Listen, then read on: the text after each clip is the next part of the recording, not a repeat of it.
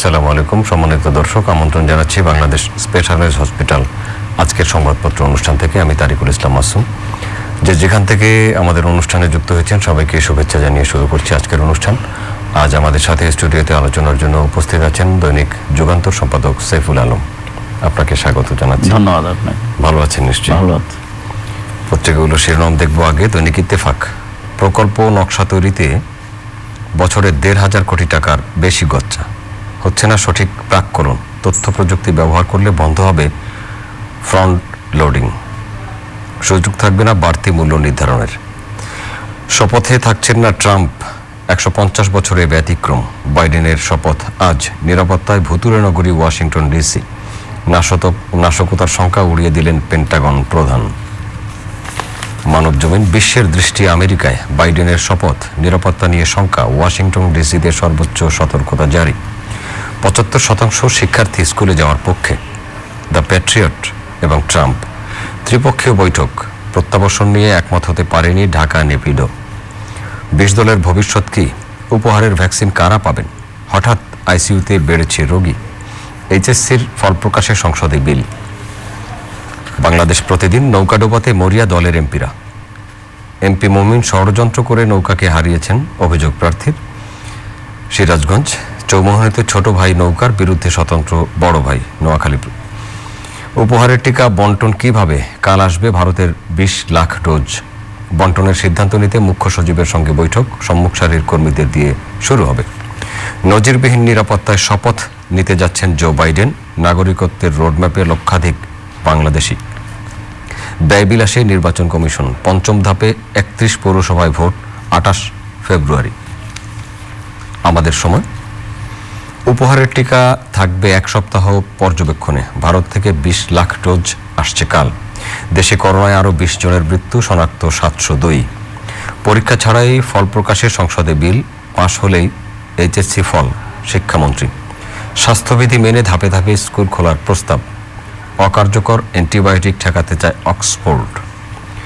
নজিরবিহীন নিরাপত্তায় যুক্তরাষ্ট্রের 46তম প্রেসিডেন্ট বাইডেনের শপথ আজ, নতুন আশায় আমেরিকা। দেশ রূপান্তর, আশা দেখাচ্ছে চীনের মধ্যস্থতা, রোহিঙ্গা প্রত্যাবর্ষণ। বাংলাদেশ মিয়ানমার ভিন্ন ভিন্ন প্রস্তাব। পঞ্চম ধাপ ইভিএমে 31 পৌরসভায় ভোট, 28 ফেব্রুয়ারি। দুর্নীতিবাজ কর্মকর্তাকে স্বাস্থ্য অধিদপ্তরে পদায়ন, অটো পাসে এসএসসি এইচএসসির ফল প্রকাশে সংসদে বিল। 24 ঘন্টায় শনাক্ত ও মৃত্যু বেড়েছে করোনা ভাইরাস, আগে টিকা পাবে ঢাকা ও আশেপাশের স্বাস্থ্যকর্মীরা। নজিরবিহীন নিরাপত্তার মধ্যে আজ বাইডেনের শপথ, বাংলাদেশ উইন্ডিজ প্রথম ওয়ানডে আজ। ভোরের কাগজ, বছরের শেষার্ধে প্রত্যাবাসন, রোহিঙ্গা সংকট সমাধানে ত্রিপক্ষীয় বৈঠক, ফেব্রুয়ারিতে বসবে জয়েন্ট ওয়ার্কিং কমিটি। সাকিবের ফেরাটা রাঙিয়ে দিতে চায় টাইগাররা, উপহারের টিকা আসছে কাল, এ মাসেই প্রয়োগ। ফাইজারের টিকা আসবে ফেব্রুয়ারিতে। জয় দিন, হাতের নাগালে করোনা ভ্যাকসিন। ওয়েস্ট ইন্ডিজের বিপক্ষে আন্তর্জাতিক ম্যাচ, রোমাঞ্চ নিয়ে আন্তর্জাতিক ক্রিকেটে ফিরছে টাইগাররা। পরীক্ষা ছাড়া ফল প্রকাশ, সংসদে 3টি বিল উত্থাপন শিক্ষামন্ত্রীর। সশস্ত্র পাহারায় জো বাইডেন শপথ নিচ্ছেন আজ, যুক্তরাষ্ট্রে ক্ষমতার পালাবদল। সময়ের আলো, ত্রিপক্ষীয় বৈঠক শেষে আশাবাদী বাংলাদেশ, রোহিঙ্গা প্রত্যাবাসন বছরের মাঝামাঝি। বাণিজ্য মেলা স্থগিত, এইচএসসি পরীক্ষা ছাড়াই ফল প্রকাশের সংসদে বিল। সংসদে এমিলি জিয়া পরিবার এখন মানি ইজ প্রবলেম। ফেরাটা হোক জয়োৎসবের, 10 মাস পর প্রত্যাবর্তন বাংলাদেশের, ফিরছেন সাকিবও। ইনকিলাব, পার্শ্ব প্রতিক্রিয়া নিয়ে আতঙ্ক, গুজব ডানা মেলছে, টিকা নিয়ে চাই প্রচারণা। বিএনপি নেতারা শীতনিদ্রায় আছেন, আলোচনা সভায় সেতুমন্ত্রী। রোহিঙ্গা প্রত্যাবাসন নিয়ে একমত হতে পারেনি বাংলাদেশ মিয়ানমার, চীনের সভাপতিত্বে ত্রিদেশীয় বৈঠক, আজ শপথ নিচ্ছেন জো বাইডেন। 75% শিক্ষার্থী দ্রুত স্কুল খোলার পক্ষে। মানবকণ্ঠ, ভারত থেকে উপহারের টিকা আসবে কাল, প্রতিদিন দেওয়া হবে 2 লাখ ডোজ ভ্যাকসিন। বিনা প্রতিদ্বন্দ্বিতায় নায়ক মন্ত্রীর শ্যালক, লাকসাম পৌরসভার মেয়র কাউন্সিলর পদে ছিল না কোনো প্রতিদ্বন্দ্বী।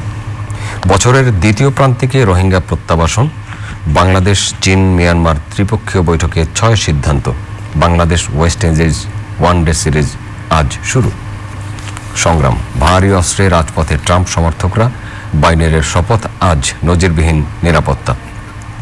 ভয়ঙ্কর হয়ে উঠেছে কিশোররা, পাড়ায় পাড়ায় গ্যাং কালচার। করতোয়া, ভারত থেকে কাল আসছে ভ্যাকসিন, প্রথমে দেওয়া হবে ঢাকায়। স্বাস্থ্যমন্ত্রী শহীদ আসাদ দিবস আজ। বাইডেনের অভিষেক আজ। রোহিঙ্গা প্রত্যাবাসন নিয়ে একমত হতে পারেনি Bangladesh Myanmar. The business standard, bridge the gap, vaccine ready to roll out. আমাদের টেবিলে আসা পত্রিকাগুলোর শিরোনাম ছিল এরকম, অনেকগুলো প্রধান শিরোনাম আছে। ভ্যাকসিন আসছে বাংলাদেশে, উপহারের ভ্যাকসিন ভারত থেকে, আর রেগুলার যে ভ্যাকসিন কেনা হবে সেটা 25 তারিখের দিকে আসার কথা। 20 লাখ ডোজ আসছে, প্রতিদিন 2 লাখ করে দেওয়া হবে। 1 সপ্তাহ অবজারভেশনে থাকবে। ট্রাম্পের শপথ আজ, শহীদ আসাদ দিবস আজ। কোন জায়গা থেকে? মিয়ানমারের সঙ্গে আলোচনা, মিয়ানমারের সাথে দ্বিপক্ষীয় আলোচনা হয়েছে। অনেকগুলো খবর আছে এবং সবগুলো খবরই প্রায় গুরুত্বপূর্ণ। বিশেষ করে মার্কিন যুক্তরাষ্ট্রের নবনির্বাচিত প্রেসিডেন্ট বাইডেন শপথ গ্রহণ করবেন, সে নিয়ে কিন্তু সারা বিশ্বের চোখ কিন্তু এখন আমেরিকার দিকে, এটা সত্য কথা। একটি বহুল আলোচিত নির্বাচন আমরা প্রত্যক্ষ করেছি। এটি এর আগে আমরা করি নাই। আগামীতে আরও 40-50 বছর কেউ করবে কি না আমরা ঠিক বলতে পারি না, যে না করবেই কিংবা করবে না। কারণ ধীরে ধীরে মার্কিন যুক্তরাষ্ট্রের নির্বাচনও যেদিকে যাচ্ছে, কিংবা মার্কিন যুক্তরাষ্ট্রের গণতন্ত্রের ধারা যেই পথে অগ্রসর হচ্ছে, কোনো কিছু বলা কিন্তু মুশকিল এই জন্যে যে মার্কিন যুক্তরাষ্ট্র দেশের বাইরে গণতন্ত্র সম্পর্কে যে কথা বলে, সেই গণতান্ত্রিক চর্চা ভেতরে কতটা আছে, শাসনের কথাও বলে, কিংবা মানবিকতার কথা যেটি বলে, বিশ্বে মানবিকতার সূচক, মানবতার যে স্লোগান তারা দেয়, সেটি বাইরে কতটা প্রয়োগ করে, এই বিষয়ে নানা বিতর্ক নানা সময় আছে। অনেকে বলেন যে ট্রাম্প প্রশাসন গত 4 বছরে মার্কিন যুক্তরাষ্ট্রকে যে জায়গায় নিয়ে গেছে, সেখান থেকে আগামী 4 বছরে জো বাইডেন মার্কিন যুক্তরাষ্ট্রকে আগের জায়গায় ফিরিয়ে আনতে পারবে কিনা। আগের জায়গাটার উপর আমি জোর দিলাম এই কারণে যে আমি অনেক সময় একটু ভিন্নভাবে দেখি যে যেই মার্কিন যুক্তরাষ্ট্র ছিল আদতে, সেই মার্কিন যুক্তরাষ্ট্রই আছে। এটিকে আগের জায়গায় ফিরিয়ে নেওয়া কিংবা সেখান থেকে অনেক দূর চলে এসছে মার্কিন যুক্তরাষ্ট্র, এটি আমি ঠিক সেভাবে দেখি না। আপনি লক্ষ্য করবেন যে এই মার্কিন যুক্তরাষ্ট্রই তো সেই মার্কিন যুক্তরাষ্ট্র। যদি আমরা 71 সাল থেকে শুরু করি, আমাদের মহান মুক্তিযুদ্ধের বিরোধিতা করেছিল তারা, 7ম নৌবহর পাঠিয়েছিল তারা। আপনি দেখেন ইরাকে একটি ভুয়া বক্তব্য দিয়ে কিভাবে আগ্রাসী আক্রমণটা করলো তারা। ফিলিস্তিনের প্রশ্নে দেখেন তাদের অবস্থানটা কি, ইরানের প্রশ্নে তাদের অবস্থানটা কি, এবং ইয়েমেনে কিংবা অন্যান্য জায়গায় আরব বিশ্বে ইরানের ব্যাপারে দেখেন তাদের অবস্থানগুলো দেখেন আপনি, এবং এই বিশেষ করে আফগানিস্তানে দেখেন, এবং সব জায়গায় এই অবস্থানটা কিন্তু মার্কিন যুক্তরাষ্ট্র নিয়েছে। তার আগে যদি দেখেন ভিয়েতনামে তাদের অবস্থান দেখেন, এটা তো সেই মার্কিন যুক্তরাষ্ট্র। এই মার্কিন যুক্তরাষ্ট্র তো সেই মার্কিন যুক্তরাষ্ট্র যার প্রেসিডেন্টের শপথ অনুষ্ঠান সুষ্ঠুভাবে নিরাপদ করার জন্যে 25,000 সশস্ত্র বাহিনীর সদস্যকে নিয়োগ করতে হয়। পৃথিবীর আর কোথাও শুনেছেন আপনি যে কোনো দেশের ক্ষমতা পরিবর্তনের ব্যাপারে একটি নির্বাচনের মধ্য দিয়ে, এবং যখন শপথ গ্রহণ হবে তখন নিশ্চিদ্র নিরাপত্তা ব্যবস্থা, যেখানে গত বছর শপথ গ্রহণ অনুষ্ঠানে গত প্রেসিডেন্ট ট্রাম্প যখন শপথ গ্রহণ করেছিলেন 2 লক্ষ আমন্ত্রিত অতিথি ছিল, সেখানে এবার মাত্র 2,000।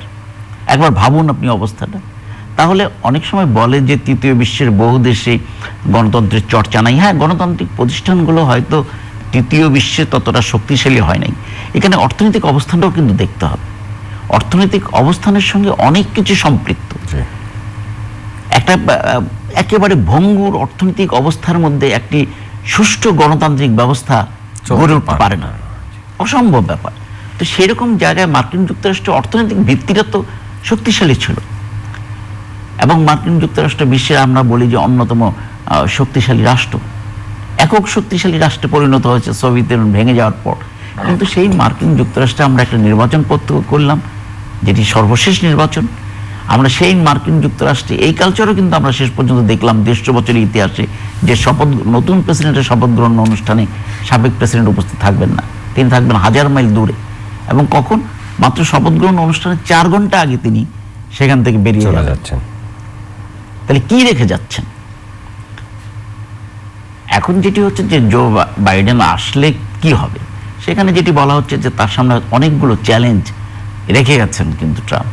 প্রথমত করোনাকালীন পরিস্থিতি, যেটি অত্যন্ত কঠিন জায়গায় কিন্তু মার্কিন যুক্তরাষ্ট্রকে এক জায়গায় নিয়ে যাচ্ছে। 1 নম্বর সমস্যা শনাক্তে এবং মৃত্যুতে 1 নম্বর। সেই মার্কিন যুক্তরাষ্ট্রকে করোনা পরিস্থিতিটা কিভাবে সামাল দেবেন বাইডেন প্রশাসন, এটি একটি বড় দেখবার বিষয় আছে। আরেকটা বিষয় হলো যে মার্কিন যুক্তরাষ্ট্রকে আমরা যেটা বলি যে বিভাজনের একটা জায়গায়, চূড়ান্ত জায়গায় নিয়ে যাওয়া হয়েছে, যেটি ছিল এক সময়।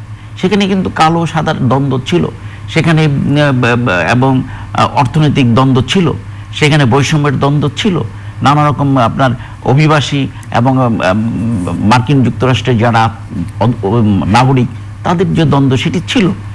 কিন্তু সেটাকে একটা চূড়ান্ত মাত্রায় কিন্তু নিয়ে যাওয়া হয়েছে। তো সেটা কতটা কমিয়ে আনতে পারবেন, সোশ্যাল সিকিউরিটি কতটা নিশ্চিত করতে পারবেন, অর্থনৈতিক পরিস্থিতি কতটা লাগাম টেনে ধরতে পারবেন, এসব অনেকগুলো চ্যালেঞ্জ কিন্তু জো বাইডেনের সামনে আছে। আচ্ছা, তাদের দেশের সমস্যা তারা সমাধান করুক, আমাদের দেশে বড় সমস্যা আছে। আমাদের তখনই লাগে যখন তারা আমাদের গণতন্ত্রের সবক দেয়, যখন মানবিকতার কথা বলে, যখন মূল্যবোধের কথা বলে, যখন আইনের শাসনের কথা বলে, যখন একটা সুষ্ঠু অবাধ নিরপেক্ষ নির্বাচনের জন্য মায়া কান্না করে, তখন কিন্তু আমরা অবাক বিস্ময়ে তাকাই এই কারণে যে তাদের ইতিহাসটা গত 100 বছরের 50 বছরের ইতিহাসটা আমাদের চোখের সামনে ভাসে। হয়তো বিশ্বের সবচেয়ে বড় মোড়ল বলে আমরা কিছু বলতে পারি না, তাদের দেশের রাষ্ট্রদূত অনেক সময় আমাদের ধমকায় আশ্চর্যজনকভাবে, সবক দেয়। তারা ব্রেকফাস্ট মিটিং করে নানা রকম কথা বলে। আমাদের দেশে একটা পটকা ফুললে তারা বিবৃতি দিয়ে দেয় যে না, এদেশে আসা যাবে না, এদেশে সন্ত্রাস। তাহলে যেদিন জো বাইডেনের ফলাফল ঘোষণা হয় চূড়ান্তভাবে, সেদিন তারা যেটি করলো সেটি কি? অভ্যন্তরীণ সন্ত্রাস মার্কিন যুক্তরাষ্ট্রকে এখন গ্রাস করে ফেলেছে। মার্কিন যুক্তরাষ্ট্রে এখন কালো মানুষ আর নিরাপদ না, এক মুহূর্তের জন্য নিরাপদ না। তো সেরকম একটা পরিস্থিতি তো মার্কিন যুক্তরাষ্ট্র নিয়ে গেছে, যে কারণে আসলে আমাদের কথাগুলো বলা। তা না হলে নিশ্চয়ই তাদের সমস্যা তারা সমাধান করবে, তাদের রাজনীতিটা তারা বুঝবে, তাদের দেশটাকে তারা দেখভাল করবে। আমাদের কোনো বক্তব্য, কিন্তু যেহেতু আমাদের ব্যাপারে নাক গলায়, সেই কারণে আমাদের কিছু কথা অবশ্যই বলতে হয়। আমাদের দেশের পরিস্থিতিতে আসি। চীন মিয়ানমার বাংলাদেশ ত্রিপক্ষীয় বৈঠক হয়েছে, ফেব্রুয়ারিতে জয়েন্ট ওয়ার্কিং কমিটির মিটিং হবে। রোহিঙ্গা প্রত্যাবাসন বিষয়ে কোনো সিদ্ধান্ত হয়নি, আবার একটা পত্রিকার 6টি বিষয় সিদ্ধান্ত সিদ্ধান্ত হয়েছে। না, একটা বিষয় স্পষ্ট, সেটা হলো যে চীন এই ঘটনার সঙ্গে আগে থেকে জড়িত ছিল, তাদের একটা অবস্থানও আছে, যে অবস্থানটা আমাদের কাছে প্রত্যাশিত না, কিংবা আমরা চাই সেই অবস্থান থেকে চীন বেরিয়ে আসুক। একদিকে আমাদের সঙ্গে অর্থনৈতিক মিত্র হবে, অন্যদিকে আমাদের এই চরম সংকটের সময় যারা আমাদের এই সংকট সৃষ্টি করলো, যারা অন্তত 10 লক্ষ রোহিঙ্গাকে বাংলাদেশে ঠেলে দিল, তাদের পক্ষ আন্তর্জাতিক প্ল্যাটফর্মে চীন তাদের পক্ষ অবলম্বন করবে, এটা আমরা প্রত্যাশা করি না। এবং নিশ্চয়ই আমরা সেরকম একটা বন্ধু চাই না যে বন্ধু আমাদের কষ্টকে আরো বাড়িয়ে দেবে। তো সেক্ষেত্রে চীন, আমরা জানি যে সর্বশেষ যেটি উদ্যোগ গ্রহণ করেছে, তারা ত্রিপক্ষীয় একটি বৈঠকের মাধ্যমে সমস্যা সমাধানের জন্য এগিয়ে এসছে। একটি আশার কথা যে যেহেতু তারা এগিয়ে এসছে, কাজেই অন্তত একটা ফলাফল তারা বের করার চেষ্টা করবে বাংলাদেশের জন্য। কারণ ভূতাত্ত্বিক অবস্থানগত কারণে বাংলাদেশ এখন অনেকের কাছে খুব প্রয়োজন। সেক্ষেত্রে তারা আমাদের মিত্র হবে, এটাই কিন্তু স্বাভাবিক, মিত্র হতে চাইবে, এটাও স্বাভাবিক। তো সেই জায়গায় যেহেতু তারা উদ্যোগ গ্রহণ করেছে এবং এই প্রক্রিয়ার মধ্যে এসছে, আমার মনে হয় তারা চাইবে যে একটা ইতিবাচক ফল আসুক, বিশেষ করে রোহিঙ্গা প্রত্যাবাসনের ব্যাপারে। আর বাংলাদেশের অবস্থান তো স্পষ্ট, সেটি হলো যে রোহিঙ্গারা এখানে এসছে, এটি মিয়ানমারের সমস্যা। মিয়ানমার সেনাবাহিনী, মিয়ানমারের সামরিক জান্তা কিংবা মিয়ানমারের সরকার একটি জাতিগোষ্ঠীকে ধ্বংস করে দেওয়ার প্রক্রিয়া যেটি করেছে, তারই পরিপ্রেক্ষিতে তারা মিয়ানমারের নাগরিকরা বাংলাদেশে এসছে। বাংলাদেশের সরকার মানবিক কারণ সম্পূর্ণ তাদের আশ্রয় দিয়েছে এবং সেই আশ্রয়টা সাময়িক। এটি একটি স্থায়ী আশ্রয় হতে পারে না, এবং 10 লক্ষ মানুষকে স্থায়ী আশ্রয় দেওয়ার মতো অবস্থা কিন্তু বাংলাদেশেরও নাই। বাংলাদেশ যথেষ্ট চাপের মধ্যে থেকেও এই মানবিক অবস্থানটা গ্রহণ করেছে। এটি সাধুবাদ সারা বিশ্বই বাংলাদেশকে দিয়েছে, 2-4টি দেশ ছাড়া। তো সেই বড় বড় মোড়লরাই কিন্তু এর পক্ষে নাই, মুখে মুখে হয়তো বলে, কয়েকটি দেশ। কিন্তু আমরা আমাদের অবস্থানটা হলো যে স্পষ্ট, সেটি হলো যে মিয়ানমারের এই সংকট মিয়ানমারকে সমাধান করতে হবে, তাদের নাগরিকদের ফিরিয়ে নিতে হবে। গতকাল যে আলোচনাটা হয়েছে, আমি খুব বেশি আশাবাদী না, তবে সতর্কভাবে অন্তত আমি যে কথাটা আগে বললাম যে মিয়ানমার হয়তো ইতিবাচক একটি ফলাফল দিতে চাইবে, কিংবা ইতিবাচক ফলাফলের পক্ষে অবস্থান গ্রহণ করতে চাইবে এই মুহূর্তে চীন, যে কারণে চীন বিষয়টি উদ্যোগ গ্রহণ করেছে। তারপর আমরা মনে করি যে আমরা প্রায় 8,40,000 মিয়ানমারের নাগরিকের তালিকা দিয়েছে, সেখান থেকে তারা মাত্র 40,000 বাছাই, 45,000 বাছাই করেছে। এটি একটা হাস্যকর অবস্থা। নিতে হবে সব, নিতে হবে সব। আপনি 8 লক্ষ 8.5 লক্ষ এসছে, তার সঙ্গে এই 1 বছর 2 বছরে আরো অনেক যুক্ত হয়েছে, 2 লাখ যুক্ত হয়েছে, তাদের সবাইকে নিতে হবে। যারা এই বাংলাদেশে জন্মগ্রহণ করেছে মিয়ানমারের নাগরিক, তাদের নিতে হবে না? তারা তো বাংলাদেশের নাগরিক না। আমার 10 লক্ষই আপনাকে ফেরত নিতে হবে, এবং 40,000 দেওয়ার পরে সেখানে তারা মাত্র 24,000 বাছাই করেছে। তারপরও তারা 3 দফা প্রত্যাবাসন করবে বলে কথা রাখে নাই। কাজে মিয়ানমারকে বিশ্বাস করা যায় না। যতক্ষণ পর্যন্ত না এরা ফেরত যাবে, ততক্ষণ পর্যন্ত আমরা কোনো ফলাফল পেয়েছি এটা বলা যাবে না। করোনা ভ্যাকসিন আসছে কাল, আসার কথা। আমরা জানি যে ভারতের সিরাম থেকে আমাদের সিরামের সঙ্গে চুক্তি হয়েছে, এবং সেইখানে আমাদের 3 কোটি ডোজ টিকা আসার কথা, এবং সেটি খুব আগামী 2-4 দিনের মধ্যে হয়তো তার প্রথম চালান কিংবা অন্যান্য চালানগুলো আসবে। তার আগে ভারতের পক্ষ থেকে শুভেচ্ছা স্বরূপ এই 20 লক্ষ ডোজ টিকা পাঠানো হয়েছে, যেটি আগামী 22 তারিখে সম্ভবত আসবে। 22 তারিখে ঢাকায় পৌঁছাবে, কারণ বিমানের শিডিউলের সমস্যার কারণে এবং আনুষঙ্গিক প্রস্তুতির অভাবে একটু বিলম্বিত হলো। এটি আজকে আসার কথা ছিল, যাই হোক 2 দিন বিলম্ব হবে, কিন্তু আমরা মনে করি যে এটি একটি আসার জায়গা তৈরি করেছে। এবং এটি আসলে বাংলাদেশে অন্তত প্রাথমিকভাবে 10 লক্ষ যারা ফ্রন্ট লাইনে ছিল এই করোনা মোকাবেলায়, তাদের ভ্যাকসিন নেয়ার ক্ষেত্রে কিন্তু এক ধরনের গুজব এবং নেতিবাচক প্রচারণা আছে। সেটি আছে এই কারণে যে ধরেন ভারতে ভ্যাকসিনটি প্রয়োগ হয়েছে, এই টিকাটি প্রয়োগ হয়েছে, প্রয়োগ হওয়ার পরে দেখা গেছে যে বেশ কিছু সংখ্যক মানুষ নানা রকম উপসর্গ দ্বারা আক্রান্ত হয়েছে, কয়েকজনের মৃত্যুবরণের খবর এসছে, এবং যেটি পরবর্তী পর্যায়ে কর্তৃপক্ষের পক্ষ থেকে বলা হয়েছে যে না, অন্যান্য রোগে এইসব মানুষজন আক্রান্ত ছিল, তার সেই কারণেই এটি হয়েছে। যাই হোক, বাংলাদেশেও এই টিকাটি এসছে। বাংলাদেশে আসার পরে শোনা যাচ্ছে যে কয়েকদিন রাখা হবে, অন্তত 7 দিন, তারপরে পরীক্ষামূলকভাবে দেওয়া শুরু হবে, এবং সেক্ষেত্রে অগ্রাধিকারও নির্ধারণ করা হয়েছে, কাদের দেওয়া হবে সেটি নির্ধারণ করা হয়েছে। এবং এই টিকাটি দেওয়ার পর পার্শ্ব প্রতিক্রিয়া কী হতে পারে, এই জন্যে বাংলাদেশের পক্ষ থেকে যথেষ্ট প্রস্তুতি নেওয়া হচ্ছে, একটা কমিটি গঠন করা হচ্ছে। করোনা সংক্রান্ত আরো 2টা খবর আছে শিক্ষার্থীদের বিষয়ে। জাতীয় সংসদে 3টি বিল উত্থাপন হয়েছে, এবং স্কুল খোলার ব্যাপারে 75% শিক্ষার্থী ইতিবাচক সমর্থন দিয়েছে একটা সমীক্ষায়। আমি কিন্তু আপনার এই অনুষ্ঠানে বারবারই আমি বলেছিলাম যে আসলে শিক্ষা জীবনের যে ক্ষতিটা হয়ে গেল, শিক্ষার্থীদের যে ক্ষতিটা হয়ে গেল, এটা কিন্তু অপূরণীয় ক্ষতি। আমরা অর্থনৈতিক ক্ষতিটা দেখেন ক্রমান্বয়ে কিন্তু আমরা কাটিয়ে উঠছি, হয়তো পুরোটা আমরা কাটিয়ে উঠতে পারি নাই, কিন্তু শিক্ষার্থীদের যে ক্ষতিটা হয়ে গেল 1 বছরে, এখন অটো প্রমোশন কিংবা উপরে ক্লাসে দিয়ে দেওয়া, পরীক্ষার ছাড়া আপনার রেজাল্ট পাওয়া, তারপরে আমরা অনলাইনে পড়াশোনা করাবো বলে যা করলাম সেটা হয় না, একেবারেই কিছুই হয় না। ধন্যবাদ সাইফুল আলম, তাই বলছিল সাইফুল আলম, আপনাকে ধন্যবাদ। দর্শক আপনাদেরকেও ধন্যবাদ আমাদের সাথে থাকার জন্য। আগামী অনুষ্ঠান দেখার আমন্ত্রণ রইল, দেখা হতে পারে আগামী অনুষ্ঠানে। ভালো থাকবেন সবাই, আপনাদের সবার জন্য শুভকামনা রইল।